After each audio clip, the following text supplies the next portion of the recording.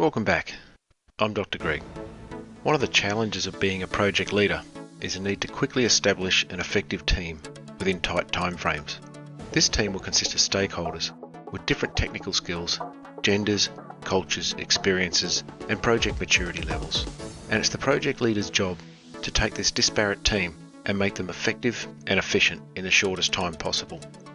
Oftentimes we need to create trust in a matter of days and weeks, not the months and years that would normally take us to do this on a personal level. So how do we do this? Well, if you want to know the 4 steps to establishing fast trust, make sure you stick around. Now don't forget, if you're enjoying my videos, please make sure you subscribe by logging into YouTube through your Google account, hitting the subscribe button and notification bell. That'll keep you up with the conversation. So let's get started on Dr. Greg's guide to creating fast trust. If you watched my video on creating trust, you will already be familiar with the trust algorithm. Trustworthiness equals competency plus reliability plus authenticity minus egocentricity. You'll also recall this algorithm has 2 macro functions, the rational macro and the emotional macro. Now the good news is that as a nominated project leader, you're already going to be bestowed with a certain amount of trust.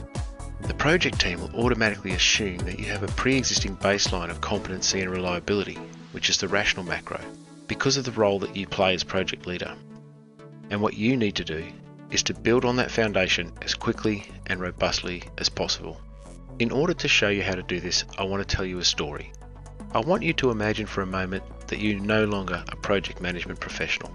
Instead, you followed your lifelong dream of becoming a limousine driver in a large, bustling metropolis. In this role, you get to drive some very important people around. You love your job and you're very good at it. One day you pick up a VIP who has not only never been to your city, but they've never driven in a car before. Now the VIP looks very nervous as you open the door and let him in the back seat of the limo. But you drive every day. You've seen it all before. You've done it all before. Sure, you might not have a crystal ball to tell you everything that's going to happen on the trip, but you've been doing this for a long time, and so you're pretty comfortable and confident. So you decide to build some fast trust. You start by talking to him, and you explain that in about 5 minutes you're going to take a slight turn to the left, and that this is going to take you from this highway onto another one. And then you say, I notice you've got a mobile phone there. While I'm driving, can you please do me a favour and check to see if the roadworks on the A5 have been cleared? I know this is an interesting thing for a limo driver to do, but you know what you're doing, you clever thing. Now when he says yes, you talk to him about the upcoming roadworks and how the turn that you just spoke about will take you around that. You drive on for a few minutes and then you say, actually that turn I told you about is coming up, so I'm just going to put my indicator on here and merge left, and then I'm going to slow down. We'll pull off the turning ramp and head over to the other highway. So you continue to interact with your VIP through the rest of the trip until you arrive where you're going. By the time you get there, your VIP has stopped sweating. Now don't get me wrong, he probably isn't going to take up driving himself anytime soon, but at least he knows that the whole process was not as frightening as it first appeared. Who knows, he probably even slipped you a big tip, and so he should. You did a great job. Good job you. In our analogy, the limo is the project. As the project leader, you're the driver. And the VIP, well you guessed it, that's your stakeholders in the project team. Okay, so let's break this story down and look at what you did to build fast trust. Step 1. You lowered your EC factor. When you start a project, you might be feeling apprehensive about what the project might entail. That's fine.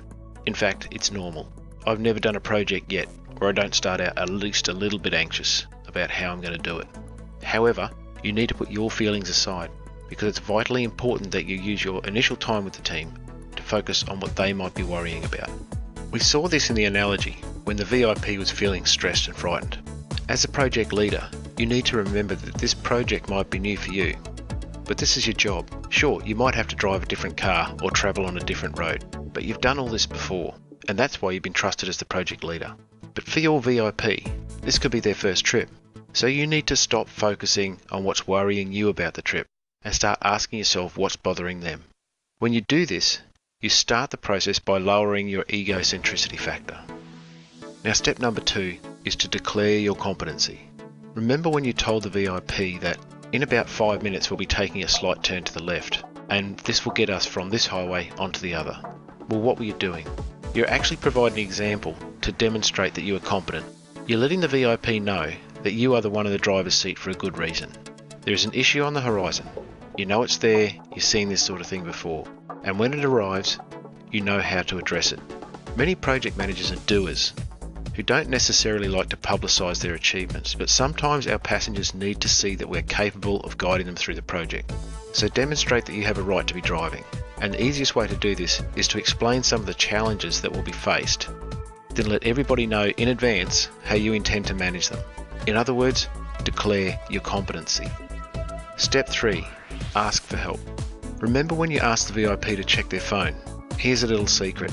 Human beings are hardwired to be problem solvers, especially when they think there's benefit in it for them.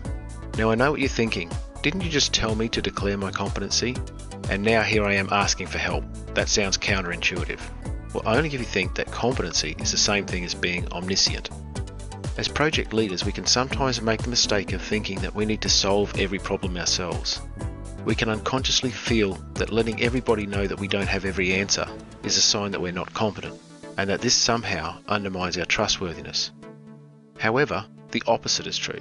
You will build trust faster if you engage your team, including your sponsors and user groups, with some meaningful problem that needs to be solved. This simple act of asking for meaningful help shoots your authenticity factor through the roof and signals that the project needs a team to be successful. So as quickly as you can, engage them with a significant challenge in the project and task everybody with finding a solution in their area of expertise. Step 4. Signal your behaviour and then do what you said. Remember when you were approaching the turn-off and you said, "That turn I told you about is coming up, so I'm just going to turn my indicator on and merge left. Then I'll slow down, we'll pull off the turning ramp and head over to the other highway." Well, what were you doing? It wasn't the same thing as step 2 when you declared your competency. That step was about telling people what you were going to do in the future. This step is about walking the VIP through your actions as you do them. It's about the present moment. Its purpose is to increase your reliability factor. So you're not only doing the very thing you said you would do, but you're explaining the process while you're doing it. So there you have it, the 4 steps that you'll need to build fast trust. Step 1. Lower your EC factor. Step 2. Declare your competency. Step 3. Ask for help. Step 4. Signal your behaviour and then do what you said. I hope this video has helped you understand how to build fast trust in your project team.